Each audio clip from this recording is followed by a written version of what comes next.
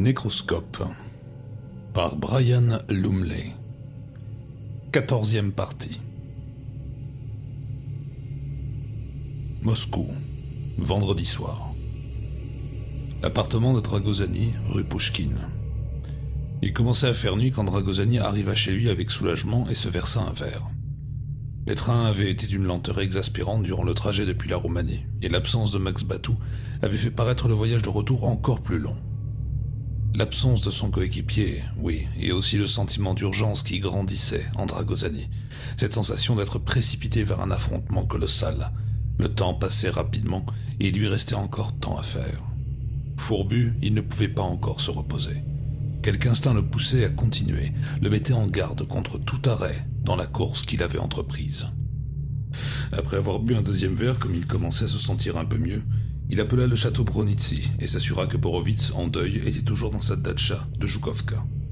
Puis il demanda à parler à Igor Vladi, mais celui-ci était déjà rentré chez lui. Dragozani lui téléphona à son domicile, demanda s'il pouvait passer le voir, et l'autre accepta immédiatement. Vladi habitait un petit appartement alloué par l'État non loin de là. Néanmoins, Dragozani prit sa voiture pour s'y rendre. Moins de 10 minutes plus tard, il était assis dans le minuscule séjour de Vladi et jouait avec un verre de vodka bienvenu. « Eh bien, camarade ?» demanda finalement Vladi, une fois qu'ils en eurent terminé avec les formalités et les préliminaires habituels. « Que puis-je faire pour vous ?» Il regarda avec curiosité, presque interrogation, les lunettes teintées de Dragozani et son visage décharné et grisâtre. Dragozani hocha la tête, comme s'il confirmait en silence une quelconque information. Puis il dit « Je vois que vous m'attendiez. »« Oui, je pensais que j'allais probablement vous voir. » Dragozani décida de ne pas tourner autour du pot. Si Vladi ne donnait pas les bonnes réponses, il le tuerait, tout simplement. De toute façon, il le ferait probablement, à un moment ou à un autre. « Très bien, je suis là. Maintenant, dites-moi comment ça va se passer. » Vladi était un homme de petite taille, au teint basané. En temps normal, facilement déchiffrable. C'était l'impression qu'il donnait, en tout cas. Il haussa un sourcil, légèrement surpris. « Comment cela va-t-il se passer ?»« Allons, ne faites pas l'imbécile. Vous savez probablement déjà pourquoi je suis venu vous voir. On vous paye pour ça, pour votre aptitude à voir les choses à l'avance. Alors je vous le demande à nouveau. Comment cela va-t-il se passer ?» « Avec Borovitz, vous voulez dire ?»« Pour commencer, oui. » Le visage de Vladi devint étrangement impassible, presque froid. « Il va mourir. Demain, à midi environ. D'une crise cardiaque. Excepté... » « Excepté ?»« D'une crise cardiaque, oui. » Dragozani acquiesça, soupira et se détendit un peu. « Oui. Cela se passera ainsi. Et pour moi, pour vous, je ne fais pas de lecture pour moi-même. C'est tentant, bien sûr, mais beaucoup trop frustrant. Connaître son avenir et ne pas être capable de le changer, c'est également effrayant. En ce qui vous concerne, c'est plutôt bizarre. » Dragozani n'aima pas du tout ce qu'il venait d'entendre. Il posa son verre et se pencha en avant. « Qu'est-ce qui est bizarre ?» Ce pouvait être très important pour lui. Vladi prit leur verre et les remplit de nouveau de vodka. « Tout d'abord, mettons les choses au point, vous et moi. Je ne suis pas votre rival, camarade. Je n'ai pas d'ambition concernant le service E, pas la moindre. Je sais que Borovitz pensait à moi pour ce poste, ainsi qu'à vous. Mais je ne suis pas intéressé. J'ai pensé que vous devriez le savoir. Vous voulez dire que vous vous effaceriez pour moi ? Je ne m'efface pour personne. Je ne veux pas de ce poste, c'est tout. Je n'envie pas celui qui l'occupera. Yuri Andropov n'aura de cesse de nous écraser tous, même si cela doit lui prendre le reste de sa vie. Franchement, je souhaiterais ne pas être mêlé à tout ça. Vous saviez que j'étais un architecte diplômé, Dragozani ? Eh bien, je vous l'apprends. Quant à lire le futur, je préférerais de beaucoup lire les plans de beaux immeubles. Pourquoi me racontez-vous tout cela ? Cela est sans rapport aucun avec l'affaire qui nous occupe. Détrompez-vous. Cela a quelque chose à voir avec la vie, et je veux vivre. Vous comprenez, Dragozani ? Je sais que vous serez pour quelque chose dans la mort de Borovitz, pour sa crise cardiaque. Et si vous êtes capable de l'affronter et de l'emporter, ce que vous ferez, Quelle chance aurais-je alors? Je ne suis pas courageux, Dragosani, et je ne suis pas stupide. Le service, eux, est tout à vous. » Dragosani se pencha en avant de nouveau. Ses yeux étaient semblables à des pointes de lumière rouge qui brillaient à travers le verre teinté de ses lunettes. « Mais votre travail consiste à dire à Borovitz ce genre de choses, Igor. Particulièrement ce genre de choses. Êtes-vous en train de me dire que vous ne l'en avez pas informé?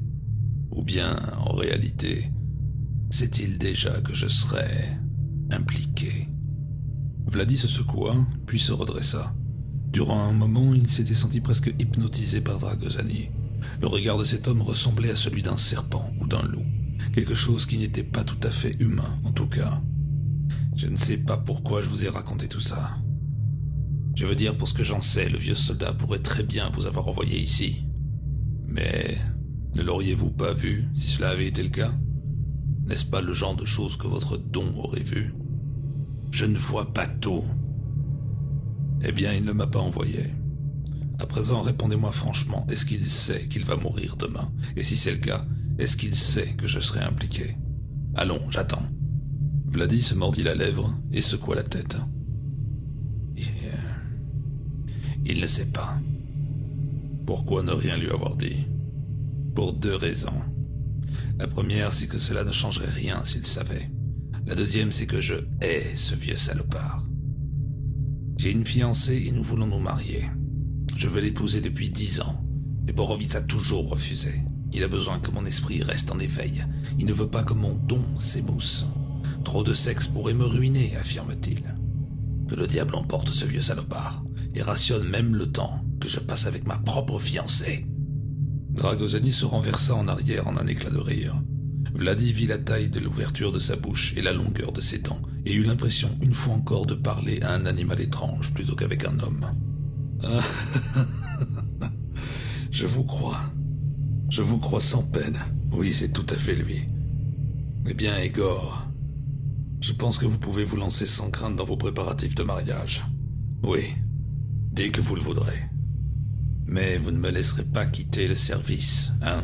Dit Vladi avec amertume. Bien sûr que non.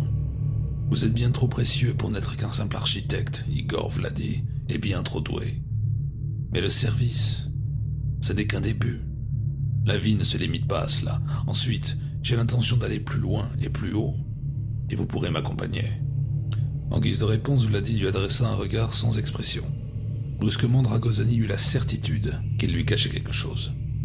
Vous étiez sur le point de me parler de ce que vous avez vu dans mon avenir. Maintenant que nous avons terminé avec Borovitz, je pense que ce serait une bonne idée de m'en dire plus. Il me semble que vous avez dit qu'il y avait quelque chose de bizarre. Bizarre, oui. Mais je peux me tromper, bien sûr. De toute façon, vous saurez tout à ce sujet demain. Il tressaillit devant l'expression alarmée de Dragosani. Hein? Pourquoi demain? Est-ce que vous m'avez fait perdre mon temps et vous m'avez embrouillé avec des bêtises alors que vous saviez que quelque chose m'attendait demain? Et où? Demain soir, au château. Quelque chose de très important. Mais j'ignore de quoi il s'agit. Dragosani commença à marcher le long en large dans la pièce, en cherchant des réponses dans sa tête. Le KGB? Il découvrirait le corps de Borovitz si vite. J'en doute, même si c'était le cas, pourquoi soupçonnerait-il le service? Ou moi? Après tout, ce sera seulement une crise cardiaque. Cela pourrait arriver à n'importe qui. Ou bien est-ce quelqu'un à l'intérieur même du service? Peut-être vous, Igor, après un examen plus approfondi de votre loyauté. Non, je ne peux pas croire ça. Nom d'un chien, Igor, vous en savez plus que vous ne le dites. Qu'avez-vous vu exactement? Vous ne semblez pas comprendre. Bon sang, je ne suis pas un surhomme. Je ne peux pas être exact tout le temps. Il disait vrai, et Dragosani le savait. La voix de Vladi trahissait son exaspération. Lui aussi aurait voulu avoir une réponse. Parfois les choses sont très floues. Comme cette fois où Andrei Ustinov a eu son compte. Je savais qu'il y aurait du grabuge cette nuit-là, et j'avais prévenu Borovitz. Mais j'étais absolument incapable de dire qui ou quoi serait impliqué. C'est la même chose cette fois-ci. Il y aura un gros problème demain et vous serez concerné directement. Cela viendra de l'extérieur et ça sera terrible. De ça, j'en suis sûr. Mais c'est tout. Pas tout à fait. Je ne sais toujours pas ce que vous entendez par bizarre. Pourquoi ne répondez-vous pas franchement? Je cours un danger? Oui, un très grand danger. Et pas seulement vous, mais tout le monde au château. Dragosani abattit son poing sur la table basse. Bon sang! À vous entendre, nous allons tous mourir! Le visage basané de Vladi perdit un peu de ses couleurs. Il détourna la tête à moitié, mais Dragosani se pencha vers lui, saisit ses joues des doigts d'une seule main et l'obligea à tourner vers lui son visage et sa bouche tremblante en forme de O. Il regarda au fond de ses yeux effrayés. « Êtes-vous absolument certain de m'avoir tout dit? Ne pouvez-vous pas au moins essayer d'expliquer ce que vous entendez par bizarre? Se pourrait-il que vous ayez vu également ma mort pour demain ?» Vladi dégagea son visage d'une secousse et se rejeta en arrière sur sa chaise. Les marques blanches sur ses joues s'estompèrent, laissant la place à une rougeur foncée. À l'évidence, Dragosani était capable de commettre un meurtre. Vladi devait au moins tenter de satisfaire ses demandes. « Écoutez, je vais vous expliquer du mieux que je le peux. Ensuite, vous ferez ce que vous voudrez. Quand je regarde un homme, quand j'essaye de lire dans son avenir, je détecte habituellement une ligne droite, de couleur bleue, qui s'étend vers l'avant. Comme une ligne tracée sur une feuille de papier de haut en bas. Appelez cela une ligne de vie, si vous voulez. D'après la longueur de cette ligne, je peux calculer la durée de vie de cet homme. D'après les nœuds et les détours qui surviennent sur cette ligne, je peux déterminer les événements futurs et de quelle façon ils vont l'affecter. La ligne de Borovitz s'arrête demain. À son extrémité, il y a un tortillement qui indique un dysfonctionnement physique, sa crise cardiaque. Si je sais que vous serez impliqué, c'est tout simplement parce qu'à l'extrémité, votre ligne de vie croise la sienne et continue seule. Mais pendant combien de temps? Et pour demain soir, Igor? Est-ce là que s'arrête ma ligne de vie? Votre ligne de vie est complètement différente. J'ai beaucoup de mal à l'interpréter. Il y a 6 mois environ, Borovitz m'a demandé de faire des lectures hebdomadaires sur vous, uniquement à son intention. J'ai essayé, mais c'était impossible. Il y avait tant d'écarts dans votre ligne que j'étais incapable de l'interpréter avec précision. Des nœuds et des sinuosités comme je n'en avais encore jamais rencontré. Et puis, comme les mois passaient, ce qui était au début une seule ligne a commencé à se diviser, à se séparer en 2 lignes parallèles. La nouvelle n'était pas bleue, mais rouge. Encore une nouveauté pour moi. Quant à la première ligne, l'ancienne, elle était devenue rouge peu à peu. Vous êtes comme des jumeaux, Dragosani. Je ne sais pas comment l'exprimer autrement. Et demain, oui, demain soir, l'une de vos lignes se termine.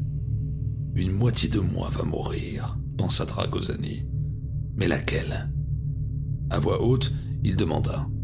La rouge ou la bleue? La ligne rouge se termine. Le vampire va mourir. Dragosani se sentit euphorique, mais réprima le rire qui montait en lui. Et pour l'autre ligne, Vladi secoua la tête manifestement en peine de fournir la moindre explication sensée. C'est le plus bizarre de tout. C'est quelque chose que je ne peux absolument pas expliquer. L'autre ligne perd sa couleur rouge, forme une boucle, revient sur elle-même et rejoint l'autre, là où la division s'était produite. Dragosani s'assit et prit son verre. Ce que Vladi lui avait appris n'était pas suffisant, mais c'était mieux que rien. J'ai été dur avec vous, Igor, et je suis désolé. Je vois bien que vous avez essayé de faire de votre mieux pour m'aider et je vous en remercie. Mais vous avez dit que ce qui va se produire demain est très important, ce qui me donne à penser que vous avez probablement fait des lectures pour tous les autres qui seront présents au château. Alors maintenant, je veux savoir à quel point ça sera important. Vladi se mordit la lèvre encore une fois. Vous n'allez pas aimer la réponse, camarade. Dites quand même. Ça sera quasiment l'anéantissement total. Une force, un pouvoir va venir au château Bronitzi et apportera la dévastation. Keof. Ça ne pouvait être que Keof. Il n'existait aucune autre menace. Dragosani se leva, récupéra son pardessus et se dirigea vers la porte. Je dois partir maintenant, Igor. Je n'oublierai pas ce que vous avez fait pour moi ce soir, croyez-moi. Et si jamais vous voyez quelque chose de nouveau, je vous serai gré de... Bien sûr. Camarade, qu'est-il arrivé à Max Batou? C'était une question dangereuse, mais il devait la poser. Dragosani s'arrêta juste après avoir passé le seuil et se retourna. Ah, vous savez pour lui, n'est-ce pas? Eh bien, c'était un accident. Oh, bien sûr. Bien sûr.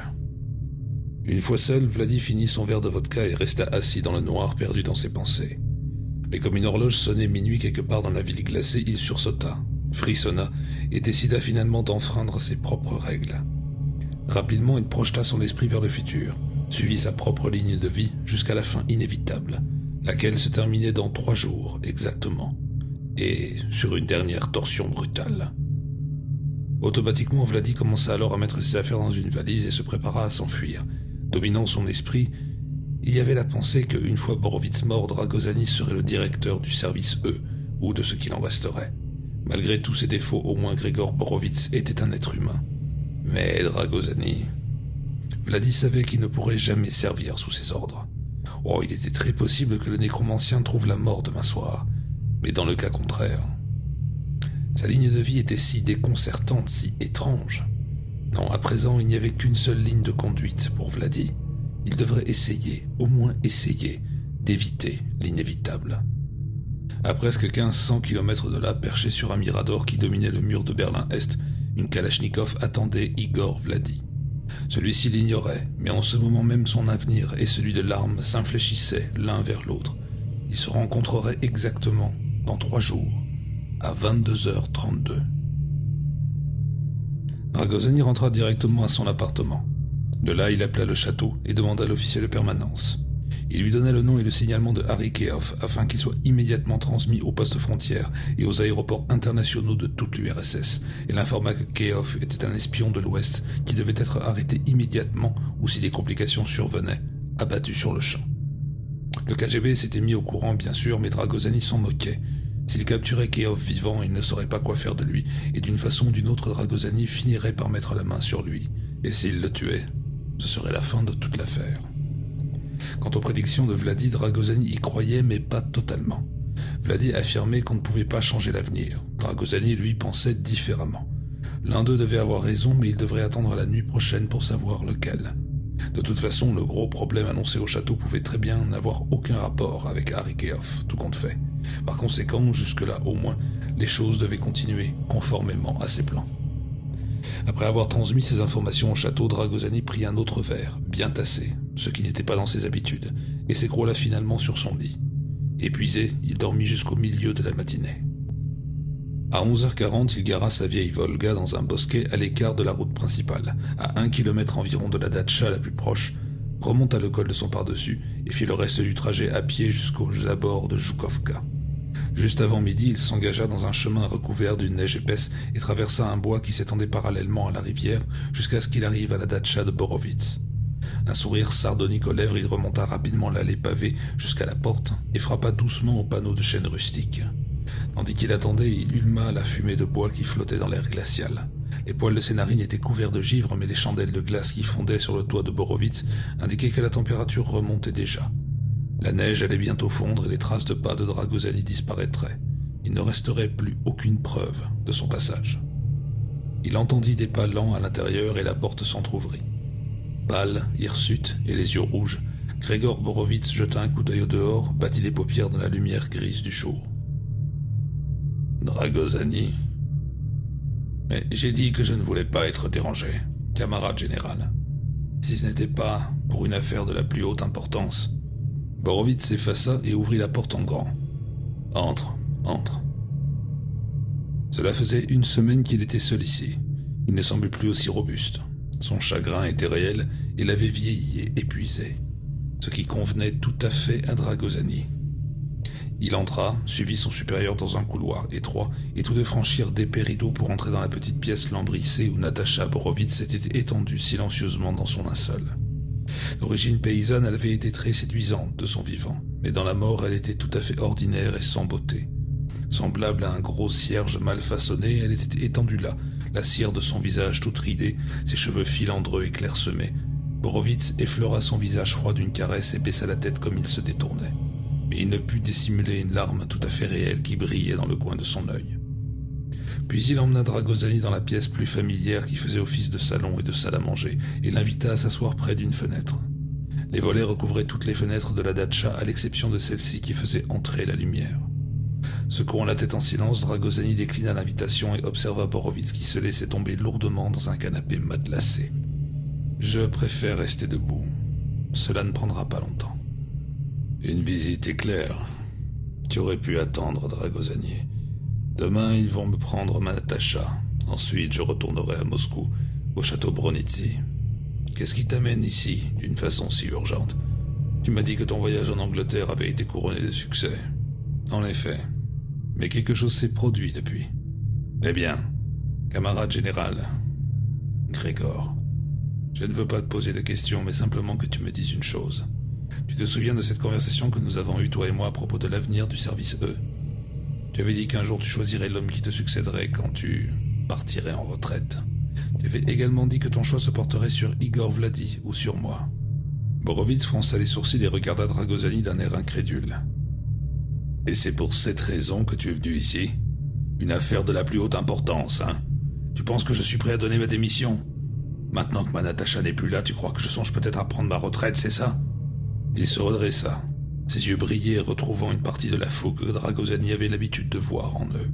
Mais le nécromancien ne craignait plus cet homme. « Je t'ai dit que je n'étais pas là pour poser des questions. Je suis là pour trouver des réponses, Grégor. À présent, dis-moi, qui as-tu choisi pour te remplacer? As-tu seulement déjà pris une décision? Et si c'est le cas, l'as-tu noté par écrit? » Borovitz était stupéfait, indigné. « Tu oses. Tu oses. Tu te laisses aller, Dragosani. Tu oublies qui je suis et où tu te trouves. Et maintenant tu oublies ou choisis d'ignorer le fait que je viens de perdre ma femme. Eh bien, va au diable, Dragosani. Mais pour répondre à tes questions, non, je n'ai rien couché sur papier. Je n'ai pas de raison de le faire car j'ai l'intention de rester à la tête du service E pendant encore un bon moment. Je peux te l'assurer. Et en outre, même si j'avais choisi un successeur, tu penses dès cet instant effacer de ton esprit l'idée que tu puisses un jour occuper ma fonction. Maintenant, vire ton satané cul d'ici. Tire-toi avant que je te... Dragosani retira ses lunettes teintées à large monture. Borovitz regarda son visage et fut saisi d'étonnement en voyant la métamorphose totale qui s'était opérée chez lui. Il avait l'impression que ce n'était pas du tout Dragosani qui se tenait là, mais quelqu'un d'autre, de complètement différent. Et ses yeux incroyablement écarlates. « Je te mets à la retraite, Grégor, mais tu ne partiras pas les mains vides, pas après tant d'années de bons et loyaux services. » Il se ramassa sur lui-même, ses épaules et son dos semblèrent se tasser, animés d'une vie grotesque qui leur était propre. « Tu me mets à la retraite? Toi, me mettre à la retraite ?» Dragosani hocha la tête, ouvrit ses grandes mâchoires et sourit, laissant apparaître des crocs semblables à des faux. « Nous avons un petit cadeau pour ton départ, Grégor. Max Batou et moi. » Et l'instant d'après, Borovitz contempla l'enfer lui-même.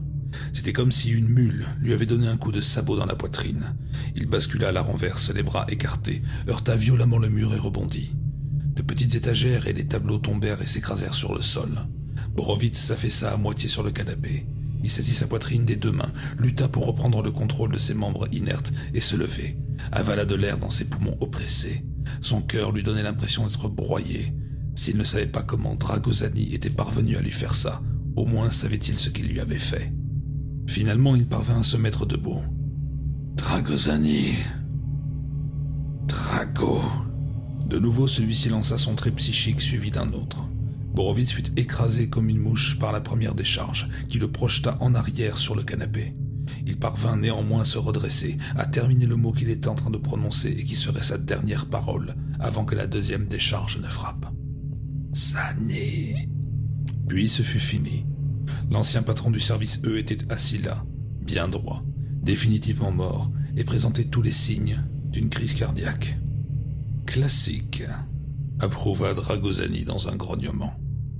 Il parcourut la pièce du regard. La porte d'une armoire d'angle était ouverte et laissait voir une vieille machine à écrire délabrée sur une étagère avec des feuilles de papier, des enveloppes et d'autres fournitures de bureau. Il transporta rapidement la machine à écrire sur une table basse, inséra une feuille de papier vierge et commença à taper laborieusement. « Je ne me sens pas bien. Ça doit être mon cœur. La mort de Natacha m'a énormément affecté. Je pense que je suis fichu. Comme je n'ai pas encore désigné quelqu'un pour poursuivre ma tâche, je le fais maintenant. Le seul homme capable de continuer le travail que je laisse inachevé est Boris Dragosani. Il est totalement dévoué à l'URSS et particulièrement aux objectifs et au bien-être du premier secrétaire. Si comme je le redoute ma fin est proche, je veux que mon corps soit confié à Dragosani. Il connaît mes dernières volontés à cet égard. Dragosani grimaça un sourire en faisant remonter la feuille dactylographiée d'un espace ou deux. Il relut la note, prit un stylo et griffonna G, B à la fin de la dernière ligne en imitant le mieux possible l'écriture de Borovitz. Puis il essuya les touches avec son mouchoir et porta la machine à écrire jusqu'au canapé. Il s'assit à côté du mort, prit ses mains et posa brièvement ses doigts sur les touches. Pendant tout ce temps, Borovitz l'observait de ses yeux éteints et protubérants. « Terminé, Grégor. Je m'en vais maintenant, mais je ne te dis pas encore au revoir. Quand ils t'auront trouvé, nous nous reverrons au château Bronitsy, pas vrai? Et quel est le prix de tes secrets les plus intimes, hein, Grégor Borovitz ?» Il était 12h25 quand il sortit de la datcha silencieuse, au milieu des arbres, et rebroussa chemin vers sa voiture. Comme c'était samedi, il y avait beaucoup moins de personnes au château Bronitsy qu'en semaine, mais tandis que les gardes du mur d'enceinte vérifiaient les papiers de Dragosani, ils annoncèrent son arrivée. L'officier de permanence l'attendait dans la partie centrale des bâtiments, portant l'uniforme du château, une combinaison grise marquée d'une simple bande jaune en diagonale sur le cœur. Il accourut hors d'haleine pour accueillir Dragosani comme celui-ci garait la Volga sur son emplacement réservé. « J'ai une bonne nouvelle, camarade. Nous avons reçu des informations sur cet agent britannique, ce Harry Keough. » Dragosani l'empoigna aussitôt par l'épaule. Sa prise était aussi puissante que celle d'un étau. L'autre se dégagea précautionneusement et lui lança un regard étonné. « Quelque chose ne va pas, camarade ?»« Pas si nous tenons Harry Keough. Dans ce cas, tout va bien. Mais vous n'êtes pas l'homme à qui j'ai parlé la nuit dernière. »« Non, camarade, c'est son jour de repos. J'ai lu son registre, c'est tout. Et bien sûr, j'étais là ce matin quand les informations sur Keough sont arrivées. » Dragosani regarda attentivement son interlocuteur. Il le connaissait vaguement, de vue. Mince, les épaules tombantes, c'était quelqu'un d'insignifiant, et néanmoins tout gonflé de son importance. L'officier de permanence n'était pas un esper, il faisait partie de l'équipe de terrain. Un bon employé, à tout prendre, et efficace, mais un peu trop suffisant, trop content de lui, au goût de Dragosani. « Suivez-moi. Vous pouvez me parler de Keough tout en marchant. » L'officier sur ses talons, Dragosani traversa d'un pas alerte les couloirs du château et commença à monter l'escalier qui menait au bureau privé de Borovitz. L'homme avait du mal à le suivre et s'exclama. « Moins vite, camarade. Sinon je n'aurai plus de souffle pour vous dire quoi que ce soit. » Dragosani continua néanmoins à gravir les marches. « Au sujet de Keough, où est-il? Qui l'a eu? Il l'amène ici? » « Personne ne l'a eu, camarade. Nous savons seulement où il se trouve, c'est tout. Il est en Allemagne, à l'Est, à Leipzig. Il s'est présenté à Checkpoint Charlie, à Berlin, en simple touriste, et il n'a pas essayé de dissimuler son identité, apparemment. Très étrange, il est à Leipzig depuis 3 ou 4 jours maintenant, et il semble qu'il ait passé la plupart de son temps dans un cimetière. À l'évidence, il attend un contact. » « Vraiment ? À l'évidence, avez-vous dit ? Laissez-moi vous dire une chose, camarade, rien n'est évident avec cet homme. À présent, venez dans mon bureau, je vais vous donner des instructions. » Un instant plus tard, l'officier suivit Dragosani dans l'antichambre de Borovitz. « Votre bureau ?» Derrière sa table de travail, le secrétaire de Borovitz, un jeune homme avec des lunettes au verre épais, aux sourcils fins et affligé d'une calvitie précoce, leva les yeux d'un air surpris. Dragosani lui montra du pouce la porte ouverte. « Vous, dehors. Attendez dans le couloir. Je vous appellerai quand j'aurai besoin de vous. » Le jeune homme se leva abasourdi. « Comment ? Camarade Dragosani, je dois protester.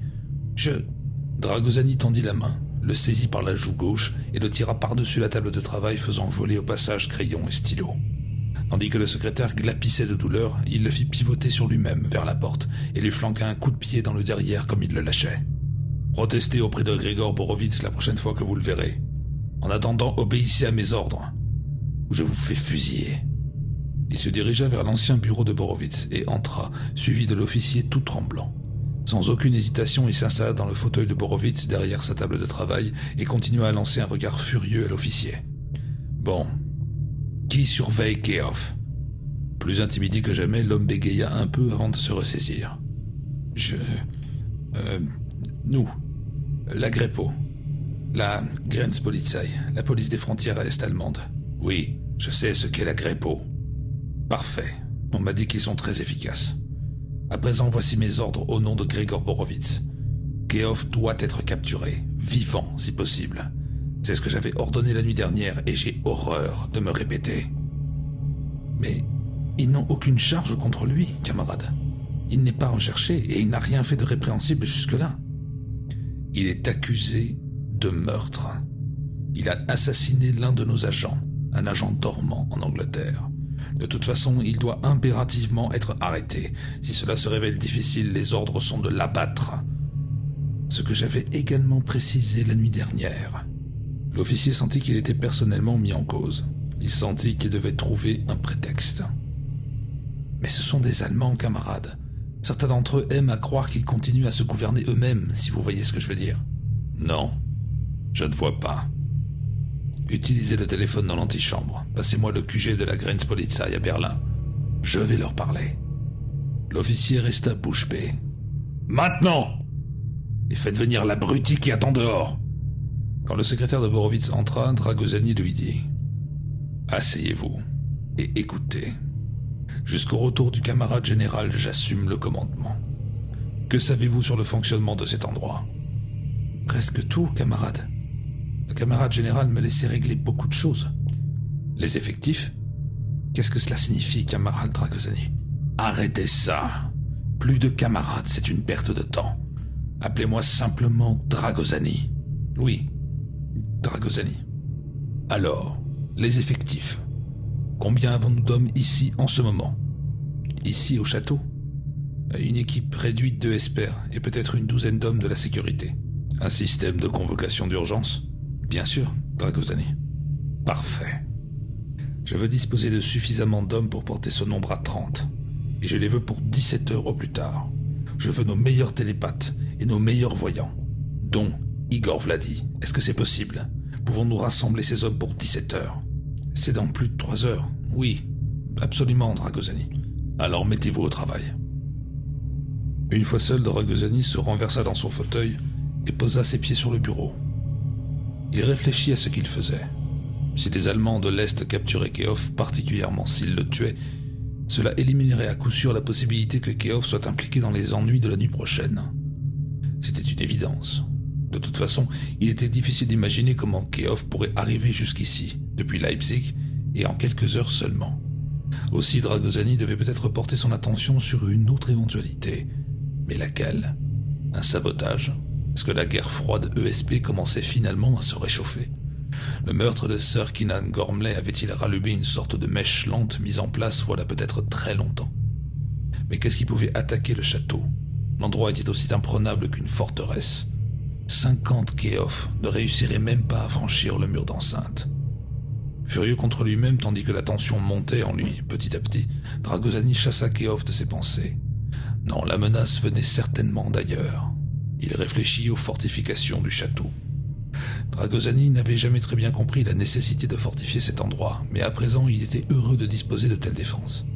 Bien sûr, le vieux Borovitz avait été un soldat longtemps avant de mettre sur pied le service E. C'était un expert en stratégie, et à l'évidence il avait eu ses raisons pour exiger un tel système de sécurité. Mais pourquoi ici, à proximité de Moscou ? Qu'avait-il redouté ? Une insurrection ? Des problèmes avec le KGB peut-être ? Ou bien s'agissait-il seulement de l'une des obsessions du vieil homme datant de l'époque des rivalités politiques ou militaires qu'il avait connues ? Non, que le château soit le seul endroit fortifié en URSS, loin de là. Les bases spatiales, les centres de recherche nucléaire, les laboratoires d'armes chimiques et bactériologiques de Berezov possédaient tous un système de sécurité capable d'assurer la plus étroite des surveillances. Dragosani se rembrunit, comme il aurait voulu que Borovitz soit ici en ce moment, en bas dans sa salle d'opération, étendu sur une table métallique, les boyaux à l'air, et tous les secrets de son âme à sa disposition. Mais cela viendrait, quand il finirait par trouver le corps de ce vieux salopard. « Camarade Dragosani, j'enligne le QG de la Grepo à Berlin. Je vous passe la communication tout de suite. »« Parfait.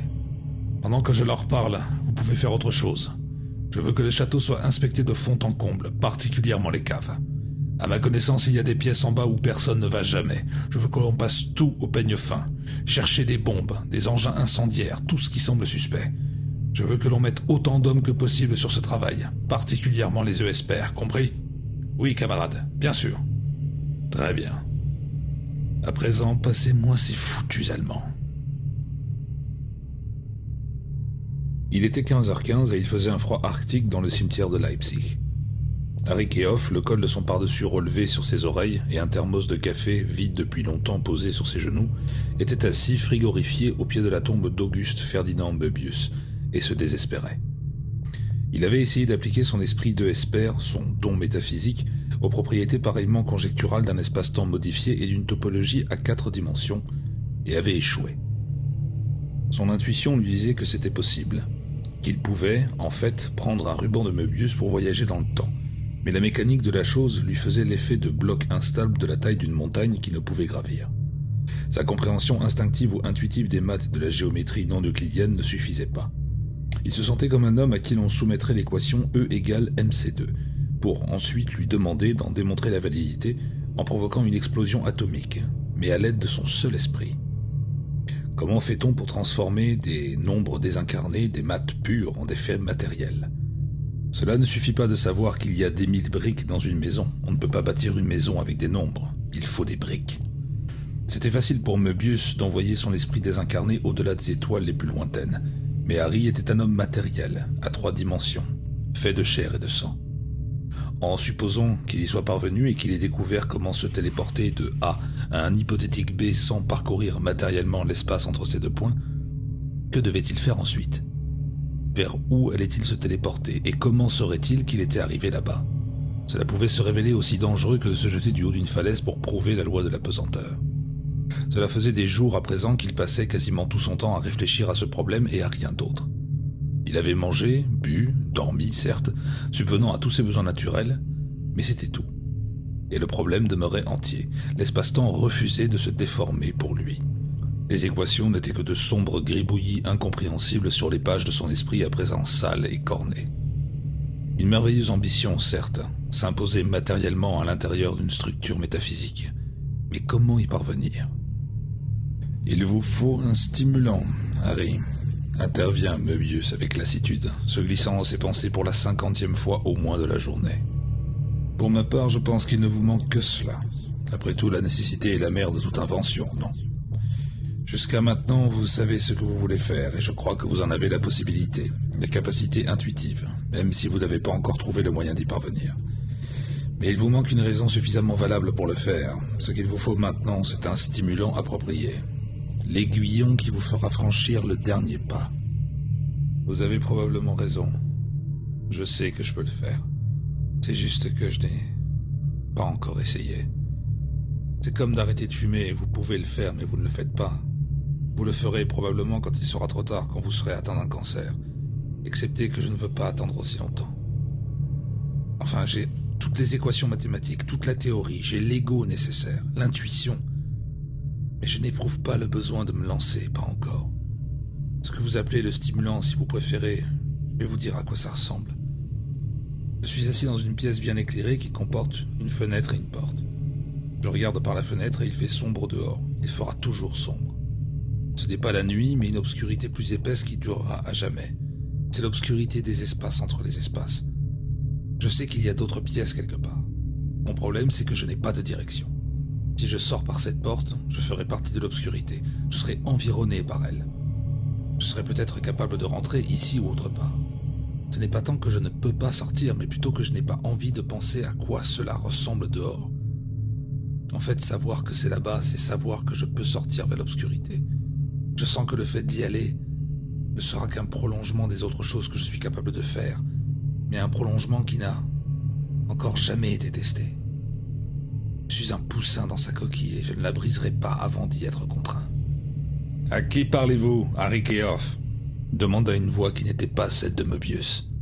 Une voix terne, froide, aussi curieuse qu'elle était dépourvue d'émotion. Effrayé, Harry leva les yeux. Ils étaient 2, et ce qu'ils étaient était évident. Même en ne connaissant rien à l'espionnage ni à la politique Est-Ouest, il les aurait identifiés au premier coup d'œil. Il le glaçait davantage que le léger vent qui commençait à gémir dans le cimetière désert, emportant des feuilles mortes et des détritus dans les allées entre les tombes. L'un d'entre eux était très grand, l'autre de petite taille, mais leur pardessus gris foncé, leurs chapeaux rabattus sur leurs yeux et leurs lunettes à monture étroite étaient si semblables que cela les faisait ressembler à des jumeaux. À l'évidence, jumeaux ils l'étaient par leur nature, leurs pensées et leurs ambitions mesquines. Des policiers en civil, appartenant à la police secrète vraisemblablement. Ils étaient facilement reconnaissables. Est-ce que je parlais tout seul? Je suis désolé, je fais ça tout le temps. C'est une habitude chez moi. Vous parliez tout seul? Non, je ne le pense pas. Je pense que vous parliez avec quelqu'un. Probablement un autre espion, Harry Keough. Je ne sais vraiment pas de quoi... Où est votre radio, monsieur Keough? Elle est peut-être ici, enterrée dans le sol, tandis que jour après jour, assis ici, vous parliez tout seul? Vous nous prenez vraiment pour des imbéciles? Écoutez, vous devez vous tromper de personne. Je ne suis pas un espion, c'est ridicule, je suis un touriste. Oh, un touriste. En plein hiver. Un touriste qui vient s'asseoir dans le même cimetière jour après jour pour parler tout seul. Vous pouvez trouver mieux que cela, monsieur Keough, et nous aussi. Nous tenons de bonnes sources que vous êtes un agent britannique et que vous êtes également un assassin. Maintenant, veuillez nous suivre. N'allez pas avec eux, Harry. C'était la voix de Keenan Gormley, venu de nulle part, qui était entré sans y avoir été invité dans son esprit. Courez, mon garçon, courez. Hein? Keenan? Mais comment? Harry, mon Harry, dit sa mère. Je t'en prie, sois prudent. Harry secouait la tête alors qu'il s'éloignait des deux hommes. Le plus petit sortit des menottes. Je vous conseille de ne pas opposer de résistance, monsieur Keough. Nous sommes des agents du contre-espionnage de la Grenzpolizei. Et frappe-le, Harry, hurla le sergent Graham Lane dans son oreille interne. Tu étais de taille face à ces deux types, tu sais comment faire.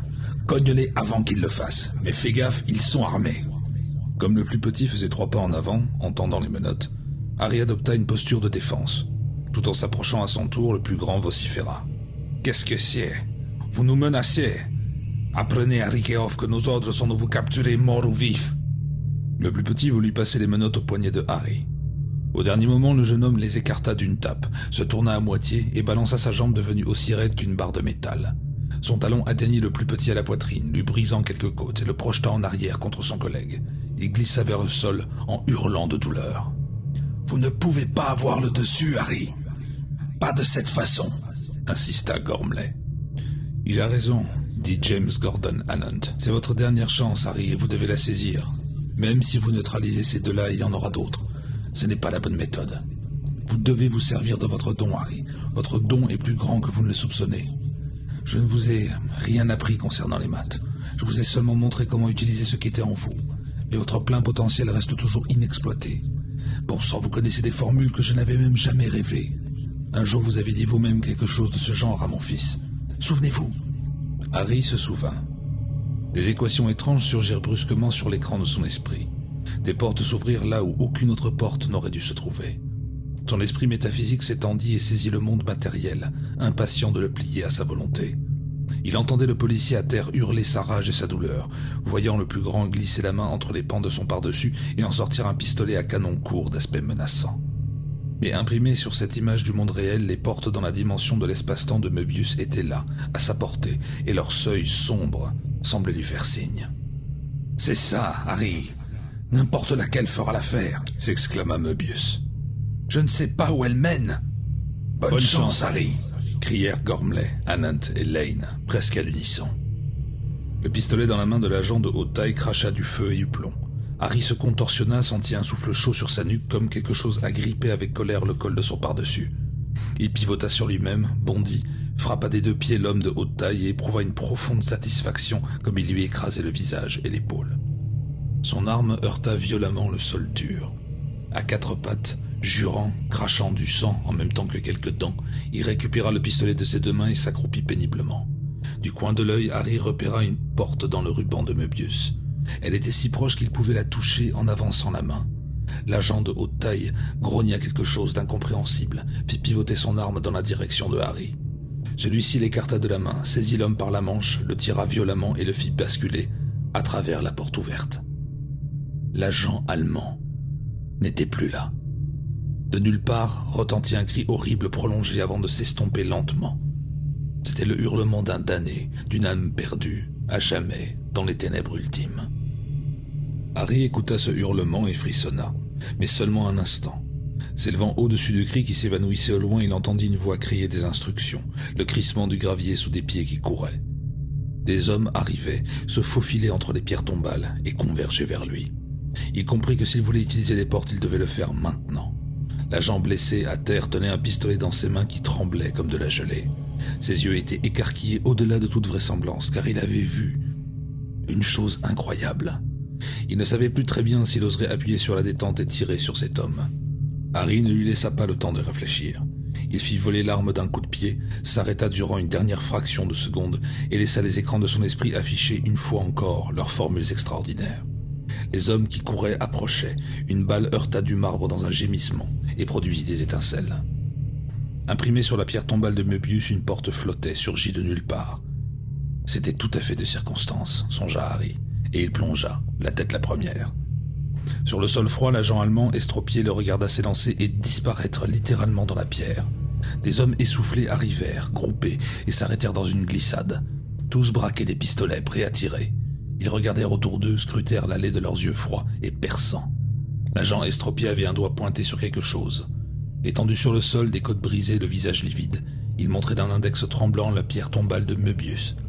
Et pour le moment, complètement abasourdi, il était incapable de parler. Pendant ce temps, le vent continuait à souffler et à gémir. À 16h45, Dragosani apprit la terrible nouvelle. Harry Keough était vivant. Il n'avait pas été capturé et avait d'une manière ou d'une autre réussi à s'échapper. Les moyens qu'il avait utilisés pour s'enfuir restaient inconnus. Au mieux, les comptes rendus concernant son évasion étaient mensongers et peu dignes de confiance. Mais un agent était porté disparu, vraisemblablement mort, et un autre était grièvement blessé, et les Allemands de l'Est étaient furieux à présent, et exigeaient de savoir à qui ou à quoi ils étaient confrontés. Et bien qu'il réclame des explications tant qu'il voudrait, Dragosani aurait bien voulu savoir à qui il était confronté lui-même. De toute façon, c'était son problème maintenant, et le temps pressait, car il ne faisait plus aucun doute que Keough venait ici. Mais allait-il venir ce soir? Par quels moyens? Personne ne pouvait le dire. Quand exactement? Cela aussi restait un mystère. Mais Dragosani était absolument certain d'une chose. Il viendrait. Un seul homme se lançant à l'assaut d'une petite armée. Sa tâche paraissait impossible, bien sûr, mais Dragosani savait que bien des choses considérées comme impossibles par les hommes ordinaires existaient en fait bel et bien. Entre-temps, le système de convocation d'urgence avait parfaitement fonctionné. Dragosani avait à sa disposition tous les hommes qu'il avait réclamés et même une demi-douzaine de plus. Ils avaient mis en place les nids de mitrailleuses sur le mur d'enceinte, des batteries similaires dans les dépendances ainsi que les casemates bétonnées aménagées dans les contreforts du château lui-même. Des ESPR travaillaient en bas dans les laboratoires, dans les endroits qui convenaient le mieux à leur capacité et à leurs dons. Et Dragosani avait fait des bureaux de Borowitz, son QG stratégique. Le château avait été fouillé de fond en comble, conformément à ses ordres, mais dès l'annonce de l'évasion de Keough, il avait donné l'ordre d'arrêter les recherches. Il savait désormais d'où viendraient les ennuis. À présent, les caves avaient été entièrement explorées, les planchers et les dalles séculaires dans les bâtiments les plus anciens arrachés, les fondations mises à nu quasiment jusqu'à la terre elle-même. 3 douzaines d'hommes peuvent faire beaucoup de dégâts en 3 heures, particulièrement quand on leur dit que leur vie pourrait bien en dépendre. Mais ce qui rendait furieux Dragosani par-dessus tout, c'était de penser que tout ce remue-ménage, ce chaos n'était dû qu'à un seul homme, Harry Keough. Ce qui signifiait tout simplement que Keough détenait un pouvoir de destruction terrifiant. Mais quel était ce pouvoir? Dragosani savait que Keough était un nécroscope, et alors? Il avait également vu une chose morte surgir d'une rivière et venir à son aide. Mais s'il s'était s'agi de sa mère, et cela s'était passé en Écosse, à des milliers de kilomètres d'ici, il n'y avait personne à Moscou pour mener des batailles à sa place. Bien sûr, si cette affaire préoccupait tant Dragosani, il pouvait toujours quitter les lieux précipitamment. Mais ce ne serait pas dans son intérêt. Non seulement une telle attitude friserait la couardise absolue, mais il serait alors dans l'incapacité de vérifier la prédiction d'Igor Vladi selon laquelle le vampire en lui allait mourir cette nuit. Et c'était une prédiction que Boris Dragosani désirait voir s'accomplir bien plus que toutes les autres. En fait, c'était son vœu le plus cher. Un vœu dont son esprit, qui lui appartenait encore, voulait à tout prix qu'il se réalise. Quant à Igor Vladi lui-même, l'équipe de convocation d'urgence avait trouvé un mot chez lui expliquant son absence, un mot destiné à sa fiancée. Vladi l'appellerait bientôt, de l'Ouest. Dragosani avait été ravi de communiquer le signalement de ce traître à tous les points de passage pertinents. Donc il lui ait laissé la moindre chance, l'homme devait être abattu à vue, au nom de la sécurité de la puissante URSS. Autant pour Vladi. Pourtant, ne se serait-il pas trouvé dans une meilleure situation ici? Dragosani s'interrogeait. Avait-il à ce point terrifié Vladi, ou bien était-ce autre chose qui avait motivé sa fuite? Peut-être quelque chose qu'il avait vu, dans un futur très proche.